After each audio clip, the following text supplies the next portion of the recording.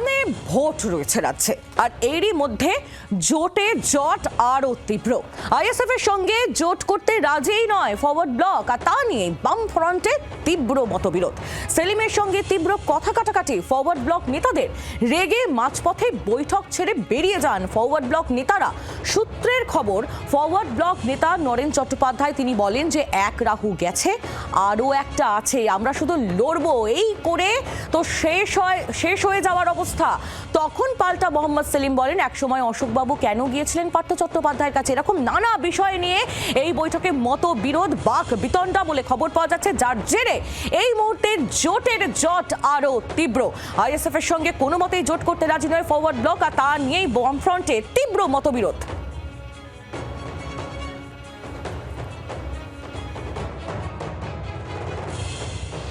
অতীতের নির্বাচনগুলোর মতো একটা জায়গায় ধারাবাহিকতা বজায় রেখেছে বামফ্রন্টের শরিক দল, এবং সেই শরিক দল হিসেবে সবথেকে বেশি ধারাবাহিকতা বজায় রেখেই সরব থাকছে, সোচ্চার থাকছে ফরওয়ার্ড ব্লক।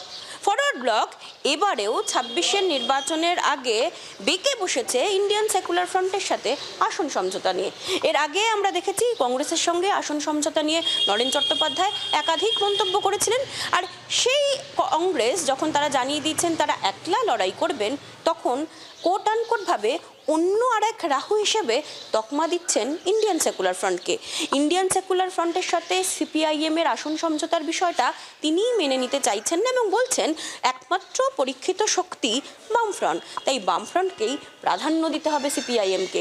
এই জায়গায় জোটে যখন জটিলতা তৈরি হয়েছে, সেই সময় অগ্নিশর্মা হয়ে বেরিয়ে যাচ্ছেন নরেন চট্টোপাধ্যায় এই আলিমুদ্দিন স্ট্রিটের বৈঠক থেকে।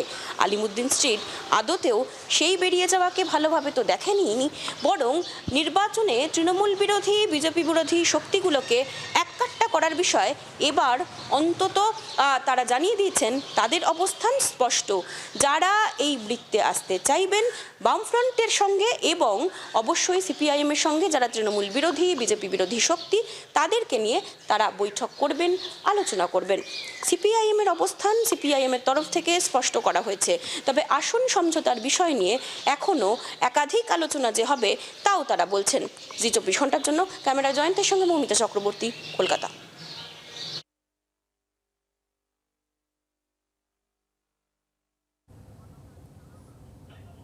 আইএসএফ সম্পর্কে আমাদের এটা রিজার্ভেশনটা অনেক দিনেরই, তবে বাম ঐক্যকে রক্ষা করেই শব্দ আমরা বিবেচনার মধ্যে রাখব। আপনারা কতগুলো আসন এক্সপেক্ট করছেন? আপনাদের আমরা যে আসনগুলো লড়াই করি সেই আসনগুলো কোনো বিরোধ নেই, অতএব আমরা আশা করি যে বাম ঐক্যকে অটুট রেখেই আমরা এবারের নির্বাচনে বিজেপি এবং তৃণমূলের বিরুদ্ধে লড়াই করব।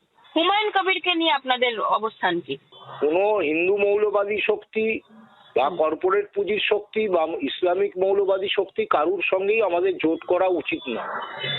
সেক্ষেত্রে বাম পরীক্ষিত হচ্ছে বামফ্রন্ট, এবং বামপন্থী দলগুলো যদি ঐক্যবদ্ধ করে লড়ে তাহলে ফলাফল ভালো হবে।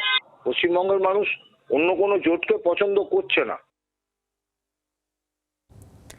ফরওয়ার্ড ব্লক নেতা নরেন চট্টোপাধ্যায়, তার বক্তব্য আপনাদের সামনে আমরা তুলে ধরছিলাম। পাল্টা তৃণমূল কংগ্রেস নেতা জয়প্রকাশ মজুমদার তিনি কি বলছেন এই পরিস্থিতি নিয়ে, শুনুন। এর সঙ্গে জোট, ওর সঙ্গে জোট, কোনোটারই বিয়ে পাকা হয়নি, সব লিভ-ইন সম্পর্ক। এখন তারা চেষ্টা করছিল সেলিম বাবু গিয়ে হুমায়ুন কবিরের সঙ্গে লিভ-ইন সম্পর্ক একটা করার জন্য, তারপর ওদিকে আইএসএফ এর সঙ্গে আছিরা বিজেপির বিরোধিতা না করে তৃণমূলের বিরোধিতা করে, এবং কার্যত বিজেপির বিরোধিতা না করার ফলে পশ্চিমবঙ্গের বিরোধিতা ওরা একদিক দিয়ে করে দেয়। লেফট ফ্রন্টের সব পার্টি, সিপিএম এর বিশেষ করে, পশ্চিমবঙ্গের রাজনীতিতে প্রাসঙ্গিকতা শেষ হয়ে গেছে। বাংলার আওয়াজ, বাঙালির আবেগ, জি ২৪ ঘন্টা।